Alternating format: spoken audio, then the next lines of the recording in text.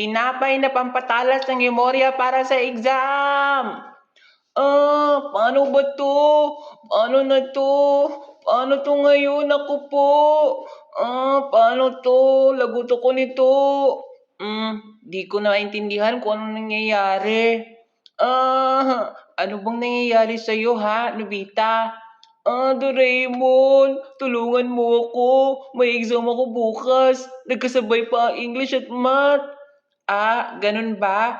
Ano namang kinalaman ng takuri at unan do'n? Wala yang kinalaman. Halata namang gulong-gulo ng isip ko, eh. Ano nang gagawin ko? Bahala ka sa buhay mo. Hoy! Hindi mo ba ako tutulungan? Hindi mo ba nakikitang hirap na ako? 'Pag ganito ng ganito, babagsak na naman ako sa exam ko. Sige na, ito na. Tutulungan mo na ako, Doraemon. Maasahan talaga kita kahit kailan. Ang ipo-ipong electric fan. Gamitin mo to para tangayin ang buong eskwelahan para di ka na makapag-exam. Masyadong delikado yan. Huwag yan. Ito na lang. Ang pang-ilaw para maging hayop. Itutok mo sa teacher mo para maging gorilla siya. Ano ba? Magseryoso ka nga kahit sandali. Bakit kasi hindi ka na lang makinig at nag-aral ng maayos? Hindi mo tuloy alam ngayon kung anong gagawin mo. Tama ka, hindi kasi ako nag-aaral ng mabuti. Pero mag-aaral na ako ng mabuti simula ngayon, pangako. Basta tulungan mo lang ako ngayon. Ano bang problema? Palagi ka naman bumabagsak sa exam. Ba't ka ganyan? Ano kasi? Bumabagsak ka na naman kanina, no?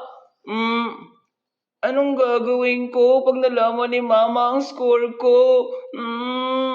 Doraemon. Pambihira 'to. Hindi naman pambihira ang bumagsak sa exam. Ang dali nga lang, Hindi yon. Ang exam na 'to ay may 20 tanong ng tama o mali. Tama ba ako? Ganun nga. Kahit pa hindi mo alam ang mga sagot sa ganitong klase ng exam, pwede ka pa rin makakuha ng kahit ilang tama. Tapos, gaano ba kalaki ang posibilidad na mamali mo lahat ng tama at mali? 1% lang ang posibilidad. Kung lagi kang makakakuha ng 0 sa exam na tulad nito, hindi na ako makapaniwala sa ganon. Hindi ko alam kung paano nangyayari sa ganong bagay. Hindi ba talaga yan makapanipaniwala? Hindi lang yan. Ang kakaiba pa rito, nahulaan mo lahat ng maling sagot. Ibig sabihin, pag nahinulaan mo ang kabaliktaran ng mga sagot sa exam na yan, siguradong 100% yung tama.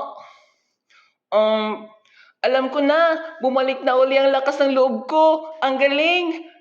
Hindi na ako makakuha ng 0. Makaka-perfect na ako. Ano yun? Sa likod mo. Nakakapagod